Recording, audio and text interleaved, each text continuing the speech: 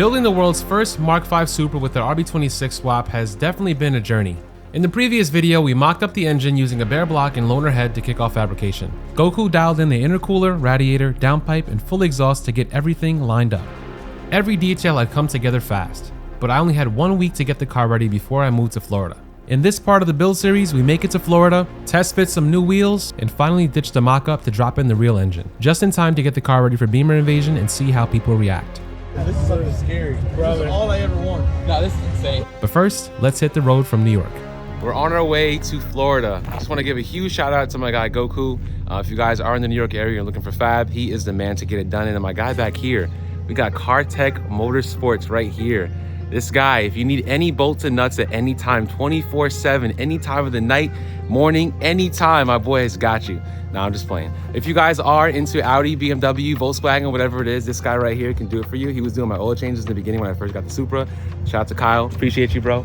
Make sure you cop on the build. I can't wait to see this done. Make sure you cop some merch too, also. Oh, he's rocking that merch. Yeah, but I appreciate you, bro. This is my favorite one.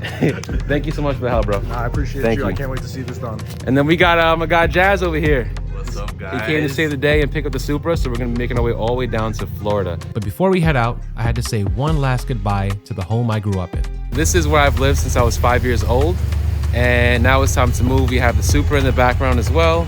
We're gonna be on our way to Florida. It's a 16-hour drive. Hopefully we can make it there. But yeah, this is a bittersweet feeling. I've been here my whole life, and so long, man, so long. Right as we started our 16-hour journey, my car started acting up. Remember when I said you can call Kyle for anything, CarTech Motorsports? Well, before we leave, we need an alternator. The battery's only reading 12 volts. So now we're changing the alternator. It's 6 o'clock on a Saturday night, you know? When I say CarTech, baby, CarTech! Within half an hour, Kyle swapped out the alternator, checked the voltage, and we were ready to hit the road. All right, so CarTech saved the day again. Once again. Going to Florida. He saved the day. So shout out to Kyle for fixing the alternator. We're off to Florida finally. We're out. After a total of 22 hours on the road, it felt amazing to finally cross into Florida. The car's new temporary home is now at JDM Dre. And since you didn't get to see how the powder coat and Cerakote came out from static coatings, well, here it is.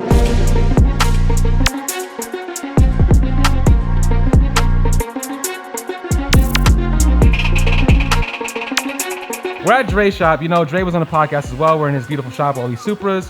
He just got this R34 Skyline GTR in. Beautiful car. I haven't seen one in person in this condition. Really nice car. He's been waiting 4 months for it. If you guys are looking to buy this, I think he's selling it for about $50,000, so you can reach out to him. He also does financing as well. So we're not. Here we go with the financing again. This guy, right? So this is my guy Ant over here. They're working on this Supra. They're bringing it back to life. It's on a fuel tech and it's automatic, which is a little bit different. But my man's about to make some power with this on the fuel tech, and they're getting it back to life. This is nothing new for you though. You do this all the time, no? That's what we do, man. Oh, this is where the magic is, right here. Damn. This is clean. Just clean up stuff. So what are we gonna make on this, you think? 1,200. 1,200? 100, yeah. Nah, street car, man. Oh, I'm about to say, damn, okay. Everyone's a 1,200 gang. Auto trans is probably good for about 5. We'll push it there, see if he likes it. He's probably gonna manual swap it eventually, so. So it's gonna be a hot boy summer. Oh yeah. You gotta get your car ready, man. What do you, hold up. What are you talking about? Don't look over there. Don't look over there. This is my guy right here. What's happening, guys? Jazz, you guys know he's got one of the fastest BMWs in the world, right? Yes, sir. And he's part of STI Mikey's team, who has the fastest Supra in the world as well. Appreciate you for driving the car down, man. Of course, man. That's what we're here for. Yeah, Family, so man. he's got these Bellics over here, so we can test fit them on the car and see what it looks like. Definitely gonna need it, man. These are the Bellics. These are 17 by 10s. 17 by 10. 17 by 10 on a 305 45 17. Damn. Wheels might look a little familiar. What car are they on? They're from Tennis Ball, the yellow G80. They ran 770s while I did some roly-polies in the highway. These are the wheels from that car. These are the wheels from that car. We might have to raise the car up though, because it is kind of low. So right now we're on 275 35 19, and these are what, 305 45s? 305 45 17s. The car's gonna be squatting, man. How much do you think it's gonna make?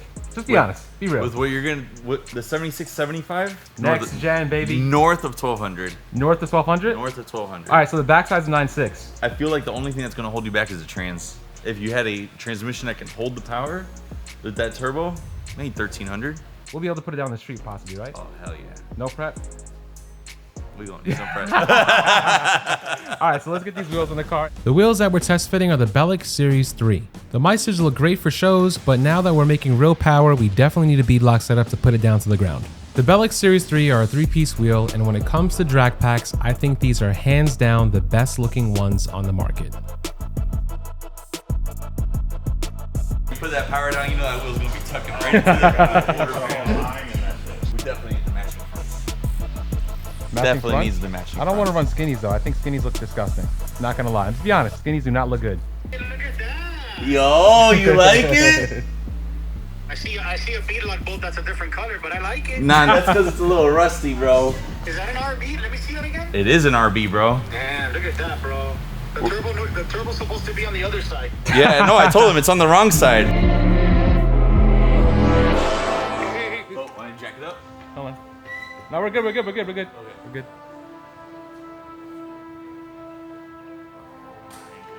Oh no, that looks good. Damn, the Batmobile. That's hot boy status, bro. You said leave it black, polished. Yeah. Outer Black, ring. polished bolts, all new fresh bolts, polished lip. That says the Bellic's right where it says Bellic, all polished there. I think it'll look gangster, bro. No, this. Damn, bro. It looks so good. I think we should go with a polished look, but I don't know if you want to go for that like Knight Rider kind of murdered out look. It is kind of cool, but my preference is more like flashy a little bit, subtle flash, subtle flex. So I think a little bit of polish, maybe even the polished face. Then we could do maybe like a black outer ring or something like that. Not really sure, but overall the look of the wheels look fantastic. It looks like it'll run 7s. So we're going after the record, guys. We're gonna go after. Add a 1 in front of the 7. What? 7? Now it's time to head over to Lee's at Monsta Performance and put the real motor in. So we are on our way to Lee's shop. Huge shout out to Dre. Dre has been super supportive and so helpful with this whole process of moving to Florida. So thank you, Dre, so much for keeping the Supra in-house, taking care of it while I get my shit together. We made it to Lee's shop and it was time to get the car off the trailer, but we had a bit of a scare during the unload. I forgot to fully attach the downpipe before we moved to Florida and it was dragging on the ground, but luckily everything was okay and nothing was damaged. Damn! This might be a thumbnail. Now that everything worked out, it's finally time for the fun part. All right, guys, so we got the car to Lee over here at Monsta Performance in Melbourne. You guys saw Lee on the podcast. He was a guest with his guy, Haitian. Haitian is not here right now, but it's my guy, Lee. He's gonna be taking care of it. Now, the reason why I went to Lee is because, and I'm not knocking anybody, there's plenty of RB builders, but Lee has a good track record of reliability with this platform. He's figured it out. He knows how to make these things work. So I figured, why not bring it to him, especially since I live in Florida too. So we're about to build a high horsepower RB. Lee has one, I think it makes what, 1400? Roughly? 1250.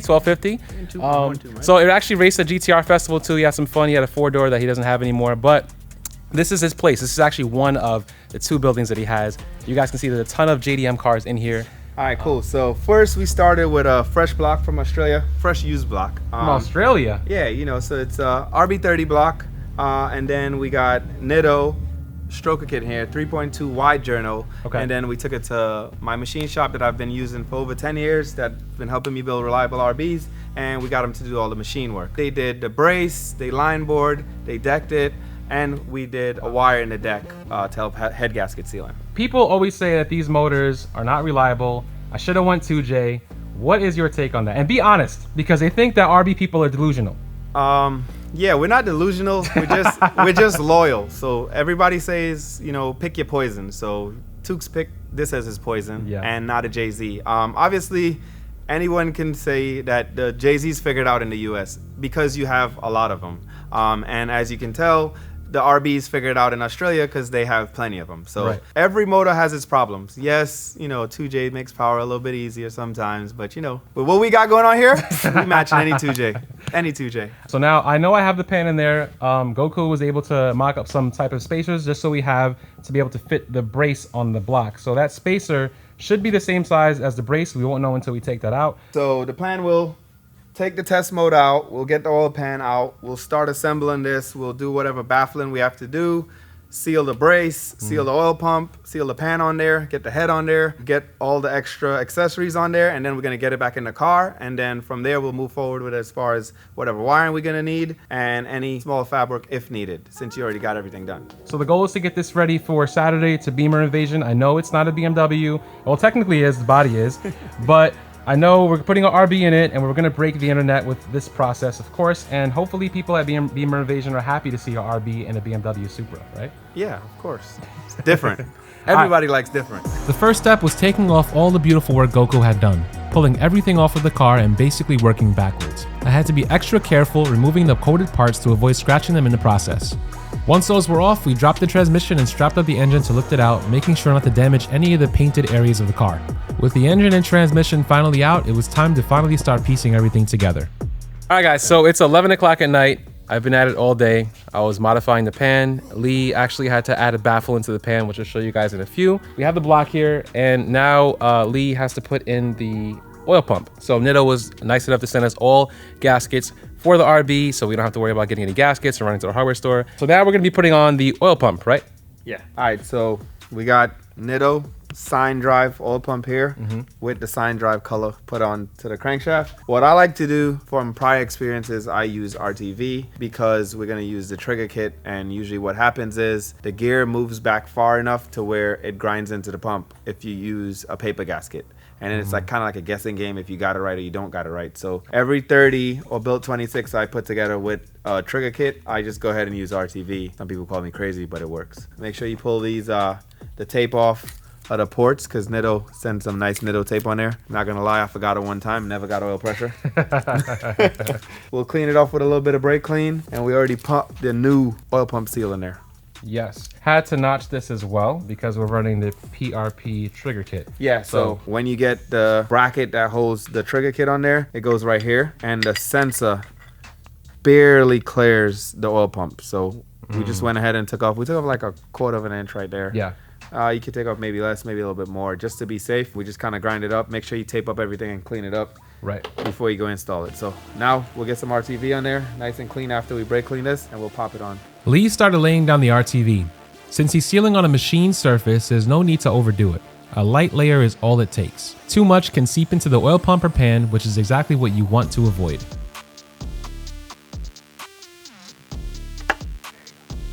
He then bolted up the PRP crank trigger bracket supplied by Herman over at PRP and made sure to torque down the oil pump bolts to spec.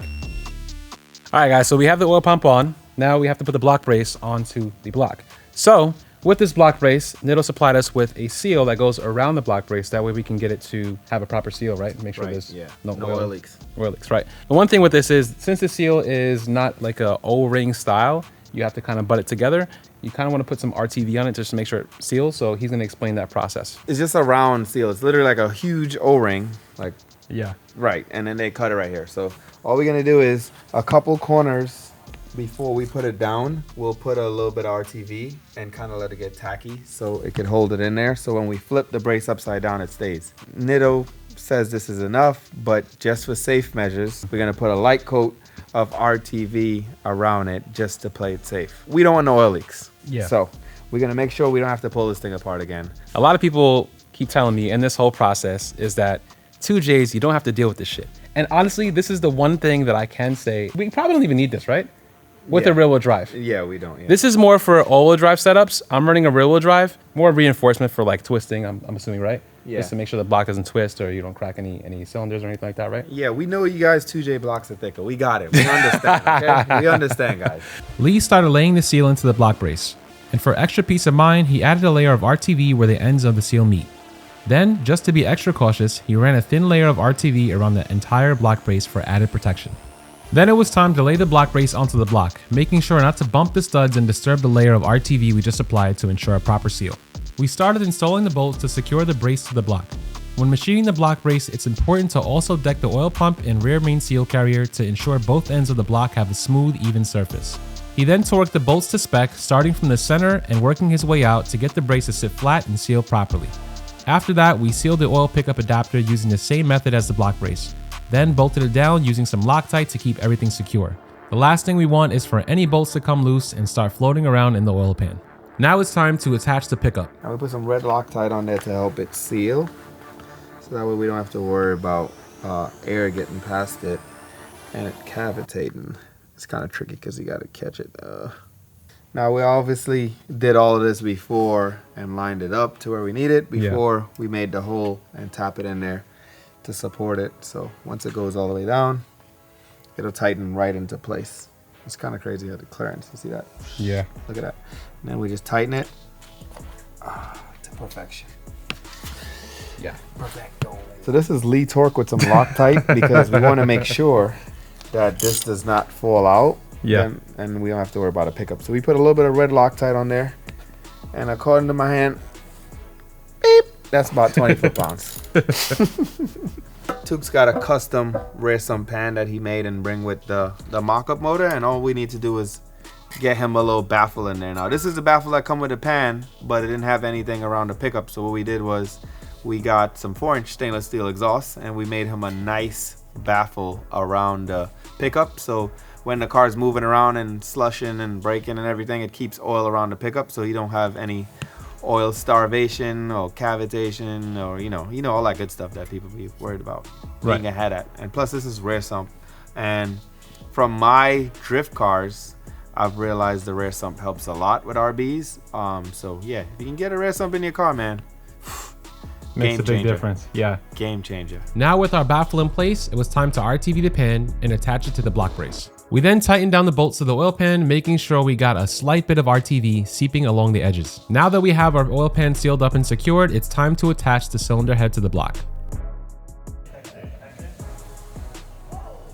Yo, wake up. Man? Most handsome motherfucker on camera, bro. Make sure you use that as B-roll. B-roll. This is gonna be audio, gangy. Audio, bro. You know what I'm saying? All right, so we got my guy Dre here. What's up, my guy? What's up? He's back, and he's better than ever, right? Yes, so he's working today. He's not working on the 2J, as you would normally see him working on. He's working on the RB, the superior engine. I don't know about that. I don't know about that one. We're putting a water pump on, right? Water pump, yep. Alternator bracket right now. And I guess you guys are doing the head after this. We're doing the head after. Got to clean this up, obviously make it nice and clean.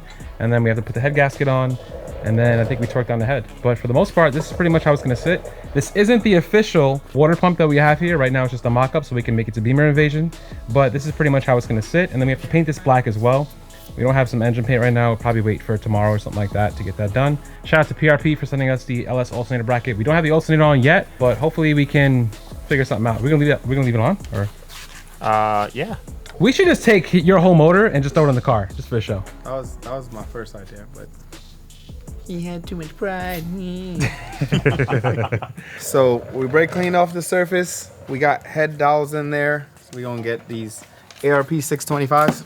625s, right? We're gonna get them in there. And then we'll get the head gasket on, and then we'll sit the head right on there. And we'll get straight to, torquing it down to torque specs, secret numbers. I was gonna say, what are the numbers? Do you know what the numbers are? It tells you in the box, guys.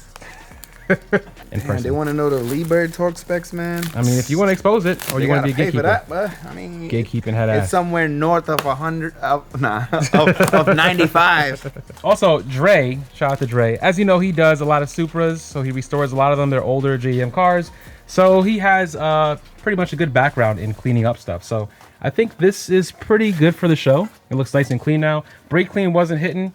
I think you use the purple power. We did purple power, yeah. Yeah, purple power. So it works wonders, and I think that's all we need to do because the back part is not going to be seen. The motor's going to be covering it, so we should be good. So let's go ahead and get this head onto the block. All right, so every engine builder got, their idea of what it should be done. By ARP, it says go all the way to 140, but if you do that, it will end bad. So don't do 140 foot-pounds. All they tell you is that the studs and the bolts, or the studs and the nuts and everything, can go to 140 foot-pounds. But please do not torque your head down to 140 foot-pounds. Okay. So what are we talking to? We'll probably go to 100. Okay. I think 100 is more than enough. I made 1250 on there. It's been that way. The drift car's at 100. It's good. Don't do 100 on your ARP 2000. These are the big boys. Yeah, 625s. We have Dave's famous RB head, but Dave went full out on this head. This is like a full package. CNC ported. We have GSC cam somewhere around here. We want this RB to chop. Look at this. What do you think? You know how to read that? Oh my God, it's smaller than what I got. What? These cam specs is gonna chop. You wanna show me your cam specs? Yeah. So, yeah, so this means it's gonna chop right here. So the way you get the chop right here is you wanna have a lobe separation of less than 112. Anything around the 112 area is gonna be a nice, lumpy idle. Anything up is, I don't know what the f I'm talking about. I was about to say, what are you I'm over here like, don't tag me in this when you post that one, please. We'll see how it sounds though. I think it'll sound better than your car. You gotta put a clip. You better put a clip of my drift car right there.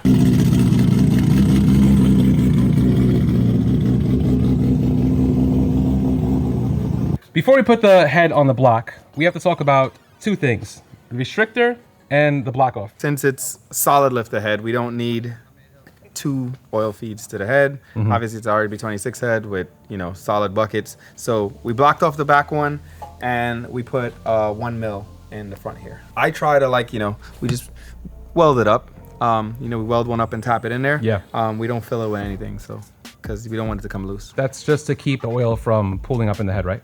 Yeah. Any RB you build is gonna push some oil, right? Okay. You just gotta control where the oil goes. It's inevitable. It's an RB. All oil return ports. Look at this. Look at this. See that right there?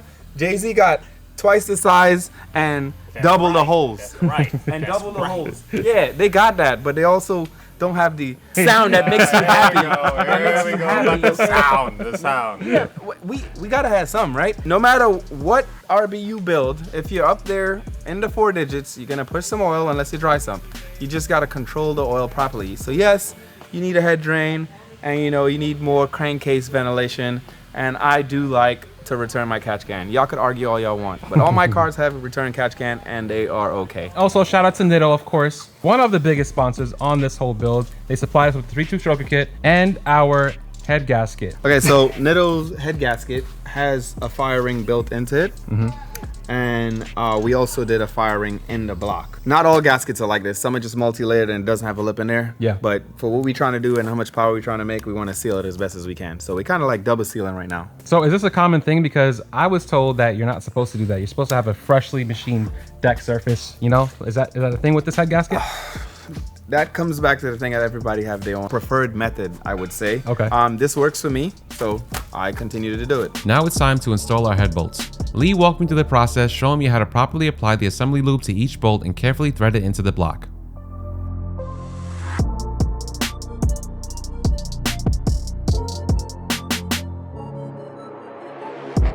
All right, so you put the fastener assembly lube on the bottom of the studs, and you got them on there.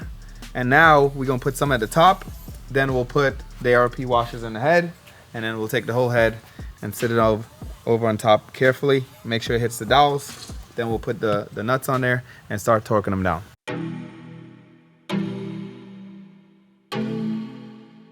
Look at that. Look at them ports. Look at them ports. CNC port. I approve. Looks No, really good. be honest. I'm serious. It looks really good. Okay, Dave, I see you. Shout out to Dave from Head Games for looking out for this head that we're about to put on this and make 1,500 horsepower, right? Yeah, pull the damn bag off. Oh, my bad. That nice finish right here, you know what I'm saying? There's nothing better than a mirror finish. I gotta record this on my phone because this looks good. 2J's shimless buckets in the head. I'm sorry, I had to say it. They are. They're actually 2J. They are Toyota. They are the whole video because your boy over here. You just want to talk 2J. 2J for life, bro. Apparently, you have to put these in to make the RB work. Anything 2J on the RB makes it work right. That's what I heard. So yeah, Dave swears by using these, and we also have GSC valves and valve springs as well. All they did was Toyota copied Nissan size buckets, and they made it a little bit better. So we took it from them. How they copy them? Because RB was first before Jay-Z, bro. I'm going to put a little bit of the ARP assembly lube on each washer, and I'm going to sit them all in here so that way we're not fighting trying to put it in after we put the head on. Now, usually the cam is in here when it comes from different machine shops. Yeah. But they didn't want to mail you this with the cams in. Right, and bending valves or anything. We'll just go ahead and leave it the way it is. We'll get the head on first, and then we'll put the cams in after. Lee took his time carefully placing the head onto the block, making sure to align the holes precisely to let the head sit down smoothly. Once in place, he threaded on the nuts and began torquing the head bolts in 3 gradual steps, working from the center outward to ensure an even and proper seal across the head. He then applied assembly lube to all the cam journals and buckets where the cams sit, making sure everything had proper lubrication for the first start before oil has its chance to make its way up to the head. He then lubed the camshaft and began placing the cam caps on, taking extra care to seat the cam evenly and avoid stripping any threads during the process. Alright guys, so we're back for another day. It is hot as hell out here today. We didn't leave here until 12 o'clock at night. The great news is Herman of PRP sent us over all the hardware we need to get this job done. It was luckily able to get here in time for Bimmer Invasion tomorrow. With just 1 day left to get the car together, we got right back to it. We installed the intake manifold studs and mounted the Hypertune intake manifold, and followed up by fitting the exhaust manifold with the V-band for the turbo. Next up was a timing cover backing plate behind the cam gears, and finally we sealed up the water pump with a fresh layer of RTV and our new hardware. Lee just put the water pump on. We put all new hardware on here from Ace. Actually looks pretty good. I was a little concerned because it was off color, but I think it looks good. It matches the brass freeze plugs we got there, right? Now we're putting on the idler pulley and tensioner pulley, right? Right, yeah. So you have to cut this ARP bolt down. Just a little bit, so it don't bottom out in there, because we want it to bottom out on the little bevel, because this port actually goes into the water jacket. So we don't want to end up with a coolant leak. So we have a little bit of Loctite and then some RTV in the back, just to make sure we don't have a leak behind it. This is the tensioner. This one is what allows you to kind of get the belt. Get the belt tension on there. Right. Fancy ARP hardware here. Supplied by PRP. Yes. PRP. Shout out to Herman. You always gotta give a shout out to Herman. Yep. That's it, man. Next, we installed our PRP cam gears in Motive Red, followed by the Woodruff keys, which Lee carefully tapped in using a brass hammer. The Woodruff key helps ensure both the crank gear and the damper rotate in sync, locking them into proper alignment. After that, he installed the timing belt, making sure all the timing marks were lined up before using the tensioner to slip the belt onto the gears. Once this runs a little bit, it's gonna loosen up some, so you go a little bit tighter than what you want. And once it runs, the belt relax, it's gonna have more slack in there. Okay. He then placed the lower timing cover on, had me install the crank trigger kit, and finally it was time to install the damper. Huge shout out to Fluid Damper for sending us over their damper. Now we're running this as opposed to other brands because we don't have to worry about service life. It is also SFI certified, so you can run it on any pretty much race car if you're at the track. And also it is made in the USA, which is also a big deal. So you can also run this on 800 horsepower cars, 500 horsepower cars, 1500. I'm not sure about 2000, but you don't have to change your damper based on how much power you're making. So huge shout out to Fluid Damper for sending us this damper. Lee then placed the damper onto the crank, carefully aligning it with one of the Woodruff keys and using a crank bolt to gently slip it into place. After that, I began prepping the timing cover by installing the PRP cam angle sensor bracket in Motive Red. Next, we installed the 50mm Turbo Smart wastegate and mounted the dump tube that Goku had fabricated. Finally, it was time to install the PRP coil pack adapter plate. To fit the R35 coils into the bracket, we had to remove the factory coil boots and replace them with the PRP coil boots, making sure not to lose the springs inside during the swap. Once everything was prepped, I installed the spark plugs and bolted the adapter plate down to the head. Then we used the new PRP timing cover hardware kit to install the front timing cover over the cam gears. I then mounted the cam trigger kit onto the timing cover, one of the final pieces before we dropped the motor into the car. Pretty much done, right? Yeah. We're gonna put the engine in the car now. We're gonna bolt the adapter plate back on, and we're gonna bolt the transmission in. We'll sit it in there. He's gonna load it on the trailer, and he's gonna go to his car show and leave me alone because he's bugging me for the last week. Anyways, so yeah, we're gonna get the motor in. This is what we're looking like.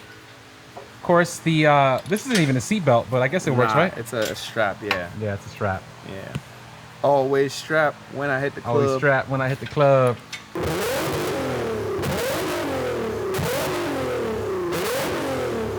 Buddy wanted the inside of the flange too. I hope so. I hate this. This is the one thing I hate the most. Lord. Wait. Go down. Now go down slow, bro. Slowly. Keep going. Haitian, pull towards you. All right. He needs to move the thing towards me, bro. Push the leg. All right, we going. Oh my God. Bro, relax, bro. I know you want to have this in there, but chill. You trying to hurt us? Scary ass motherfucker. Made him more Are we good? All right, stop. Go back again. I'm on the mount. You on the mount? I'm on my mount. Okay. I need to move over to you a little bit. Why is this loose? Hold on. All right, where's the boat? No, just go down. Sit it down there. Go down. You're good. All right, keep going. Go. Boom. I'm sorry. Right, keep going. Go down. Go down. There you go. Hey, finally a real motor in there, not a fake. Now that we have the RB sitting in the car, it's time for the final touch. The timing cover dress-up kit from PRP. I went with black to match the overall color scheme, but PRP offers a ton of other color options so you can match it with your own build's vibe. Using this kit gave me all the hardware needed to mount the timing covers to the head while keeping everything clean and stylized. With the timing cover on and the engine fully dropped in with the transmission attached, it was finally time to load up the car in the trailer and get it ready for Bimmer Invasion in the morning.